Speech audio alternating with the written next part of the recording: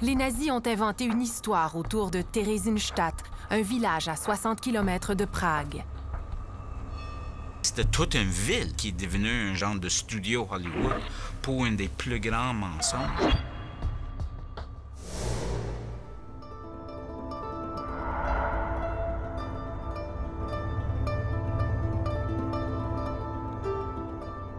Près de la place publique, les visiteurs sont dirigés vers un parc plein d'enfants qui semblent tous heureux. Ce qui est frappant quand on arrive dans le village de Theresienstadt, la ville de Theresienstadt, c'est que le ville tel quel existe encore aujourd'hui quasiment comme il était en 1940. Les mêmes édifices, les mêmes parcs, les mêmes rues. Ça, c'est toute une ville qui vit encore et qui était très vivant à l'époque. Ce que les nazis ont fait dans le village de Theresienstadt, c'est qu'ils ont vidé le village de ses résidents tchèques et ils ont forcé des dizaines de milliers de Juifs de rester là. Quand on était là, notre hôtel était à côté de le poste de SS qui était utilisé pour torturer les prisonniers et les Juifs. On marchait dans les mêmes parcs. J'avais sur mon iPhone une image des jeunes enfants devant un arbre et devant une clôture. On a trouvé précisément le même spot. C'est difficile parce que tu es là et juste devant vous, c'est le même sable, le même gazon, les mêmes arbres que ces enfants ont touchés pendant leurs derniers jours. Les nazis, en effet, ont essayé d'utiliser Theresienstadt pour convaincre le monde que l'extermination de 6 millions de Juifs était un mythe et que les nazis ont bien traité leurs Juifs. C'est pourquoi l'histoire de Theresienstadt est tellement importante comme un exemple de propagande et un exemple de la lutte pour la vérité. La Croix-Rouge délègue Maurice Rossel, un médecin de 27 ans du bureau de Berlin. Le 23 juin 1944, il se présente avec 2 autres délégués pour faire l'inspection du camp. J'étais là avec Pierre Mainville, notre caméraman, et chaque fois qu'on tournait notre caméra, n'importe où on mettait notre trépied, on était là devant les mêmes images que les nazis ont filmées. Ce que les nazis ont fait, c'est que la Croix-Rouge voulait faire une inspection du Theresienstadt. Et donc, ils ont fait un genre de campagne de beauté. On promène les visiteurs le long de rues propres et dégagées. On leur montre des villageois qui semblent prospères et bien nourris. D'un part, on a filmé ça, on a filmé la beauté, on a trouvé les fleurs et les mêmes parcs, les édifices. Mais là, on voulait chercher les coins noirs, les trous noirs que les nazis, évidemment, ont cachés. Donc, on a marché dans les vieux édifices, les escaliers pour trouver les greniers ou abandonnés maintenant, mais où les Juifs étaient forcés à vivre, pas les belles maisons que les nazis ont montrées. On a trouvé derrière les murs d'une ancienne forteresse l'endroit où les nazis ont utilisé comme un lieu d'exécution pour tuer les Juifs. Et Pierre a filmé d'une façon extrêmement puissante les coins noirs des prisons, les cellules, les lits, dans les conditions horribles dans lesquelles les gens là-bas étaient obligés de vivre. Donc, c'était un défi, mais je pense qu'on a réussi à montrer les vraies images noires dans toute cette beauté de Theresienstadt. On y envoie les vieillards, les enfants, des artistes célèbres et des intellectuels.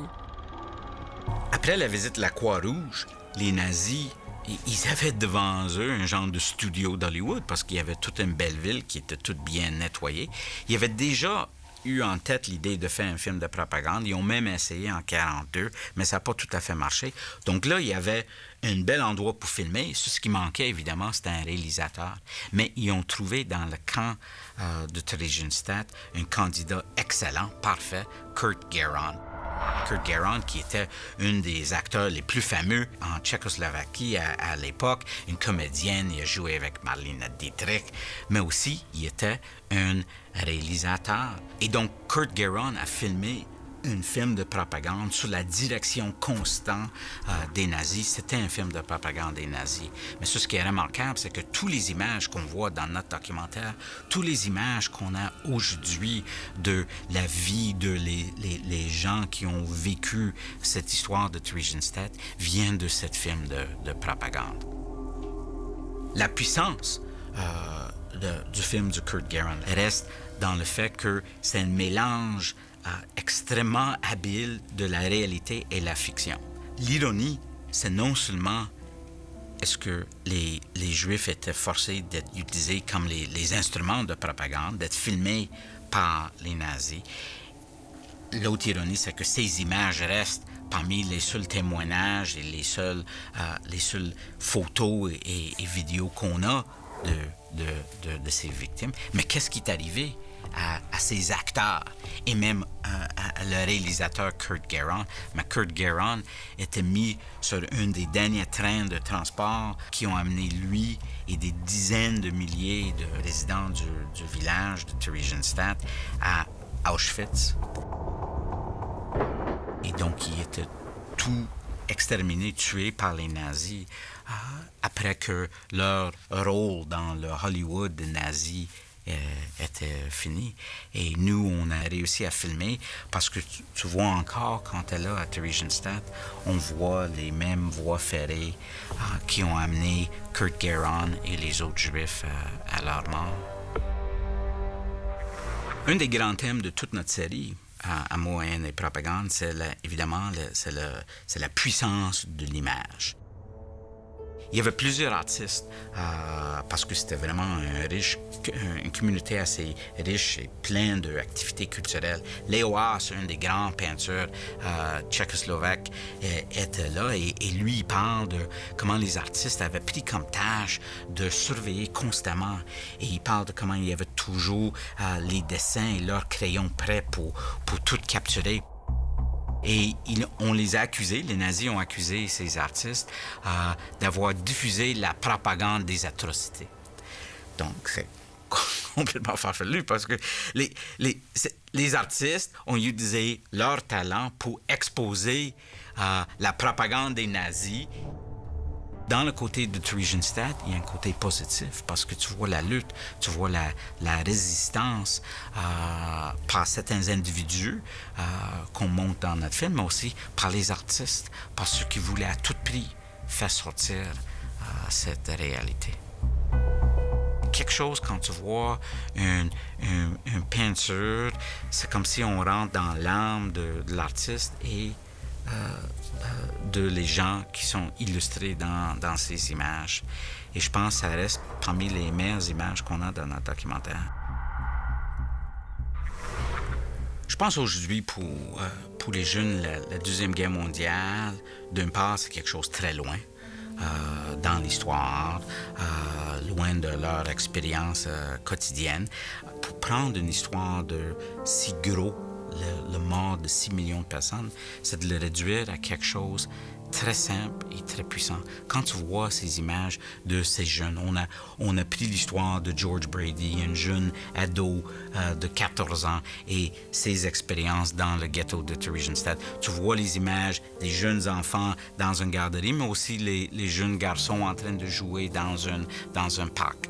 Et là, je pense que les jeunes peuvent associer d'une part à ces jeunes-là, et ils peuvent voir la fragilité de la vie, les horreurs que les nazis ont essayé d'imposer sur tout un peuple. Quand les jeunes aujourd'hui ils voient ces jeunes-là, je pense que c'est une façon de les toucher et de prendre la Deuxième Guerre mondiale, l'Holocauste, des grands sujets, et de le réduire à une histoire qui est puissante et qui est importante.